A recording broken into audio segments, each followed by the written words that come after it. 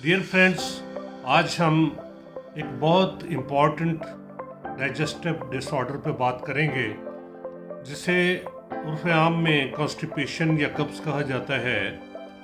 ये बहुत इम्पॉर्टेंट के साथ साथ बहुत कॉमन भी है। बहुत से मरीज़ आपको कॉन्स्टिपेशन के मिलेंगे और इसकी वजह हम एक और पहले एक वीडियो में बयान कर चुके हैं कि इसकी मेन वजह जो है लेज़ी कॉलन होती है, यानी बड़ी आंत का सुस्त होना।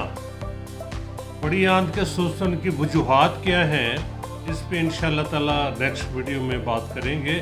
आज मैं कब्ज़ की हालत में होम्योपैथिक अद्वियात के इस्तेमाल पे बात करूँगा। होम्योपैथिक मटीरियल मेडिका में 60-70 मेडिसिन हैं, 60 to 70 जो कॉन्स्टिपेशन में काम करती हैं, लेकिन आज मैं सिर्फ चंद एक अद्वियात का जिक्र करूँगा जो कि मौके की मुनासिबत से अहम है।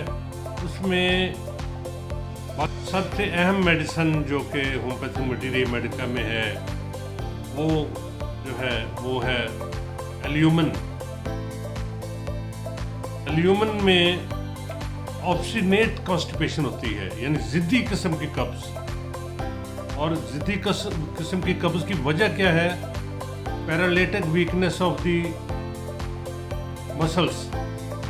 मरीज़ के मसल्स या असाब में पैरालिटिक वीकनेस होती है और इसमें no desire for stool for several days, यानी मरीज़ को काफ़ी दिन तक स्टूल पास करने की डिज़ायर ही नहीं होती, और अगर स्टूल आए तो वो हार्ड डिफ़िकल्ट कॉन्स्टिपेटेड स्टूल होता है और इचिंग आफ्टर स्टूल, यानी स्टूल के बाद एनस में बहुत ज़्यादा इचिंग देर तक इचिंग और पेन उसमें फील होती है।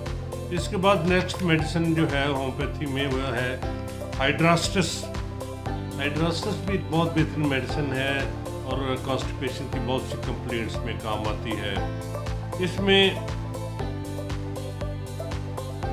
एनस फिशर्ड होती है, प्रोलैप्स्ड होती है, यानी मरीज शिकायत करता है कि एनस उसकी बाहर निकल आती है और उसे पुशअप करना पड़ता है। फिशर्ड होती है, फिशर बना होता है हेमराइड्स की वजह से, पाइल्स की वजह से, और constipation with sinking feeling in stomach and dull headache.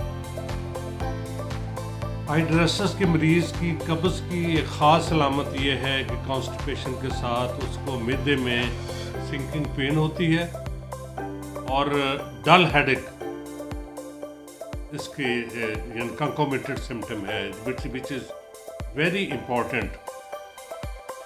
और हेमराइड्स, जैसे मैं पहले बता चुका, इसमें पाया जाता है long lasting pains after stool, बहुत देर तक दर्द होती रहती है। ये हाइड्रास्टिस मदर टिंचर में भी इस्तेमाल करते हैं। मदर टिंचर में कुछ दिन इस्तेमाल किया जा सकता है, 15 to 20 drops 3 times in a day। उसके बाद 30 ताकत 200 में भी इसका इस्तेमाल किया जाता है, लेकिन मेरा मशवरा है कि किसी मालिज से मशवरे के साथ इसकी पोटेंसी की सिलेक्शन करें। इससे पहले मैंने एल्यूमिना बताया। एल्यूमिना मेडिसिन भी 30 ताकत में स्टार्ट करते हैं, दिन में 3 बार एक डोज लेते हैं। जैसे जैसे फाका हो उसको ट्वाइस ए डे, फिर वंस ए डे, फिर उसकी पोटेंसी रेज की जाती है। इसके बाद नेक्स्ट मेडिसिन जो है वो है ब्रायूनिया। ब्रायूनिया के पेशेंट की पहचान ये है कि फ्रॉम माउथ टू एनस उसकी ड्राइनेस खुश्की पाई जाती है। ब्रायूनिया भी 30 ताकत से इसको स्टार्ट करते हैं और सुबह दोपहर शाम इसकी डोज देते हैं अगर ये अलामत पाई जाए, और उसके बाद इसको 201 ml तक मिल जाया जा सकता है। नेक्स्ट बेहतरीन मेडिसिन होम्योपैथी में है ओपियम। ओपियम में भी स्टूल जो है हार्ड होता है और कॉलिक विद स्टूल के साथ पेट में दर्द पाई जाती है,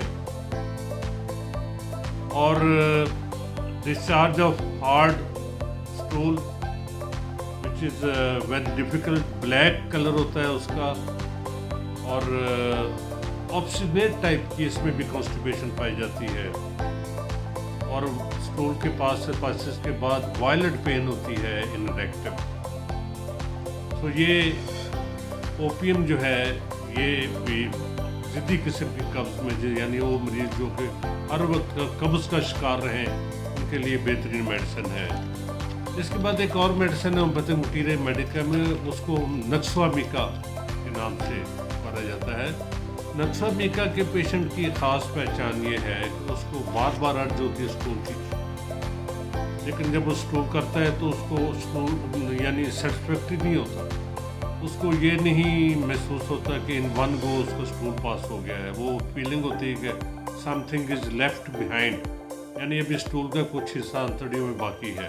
फिर वो बार बार उसको हाजत होती है, इनफेक्चुअल अर्जिंग होती है, वो बार बार जाता है स्टूल पास करने के लिए, थोड़ा सा स्टूल पास होता है और फिर उसको बाद में फिर ये, इसके साथ उसको ब्लाइंड हेमराइड्स, ये नॉन ब्लीडिंग, ऐसे हेमराइड जिसमें खून खारिज नहीं होता, पेनफुल इचिंग, ब्लाइंड होती है, और इसके मरीज़ की एक ये भी पहचान है कि उसको डायरिया और कॉन्स्टिपेशन आल्टरनेट करते हैं।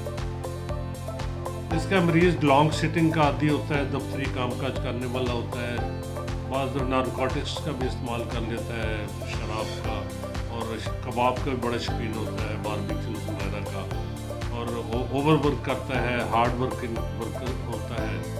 उसकी मैदे और अंतड़ियों की तकालीफ के लिए नक्सवा मीका बेस्ट है ऐसे मरीजों के लिए जो लॉन्ग सिटिंग करते हो और दफ्तरी काम काज ज़्यादा करते हो, ज़्यादा मेहनत करते हो, और लिखने पढ़ने का उनका काम ज़्यादा हो, और फिर उन स्टिमुलेंट्स के आदी हो, तो होम्योपैथी मेडिक में Nux vomica is the best medicine और सच पसंद। ये चंद एक अद्वियात थी जिनका मैंने जिक्र किया। बाकी अद्वियात जो हैं बेशुमार अद्वियात हैं होम्योपैथी मटीरियल मेडिका में।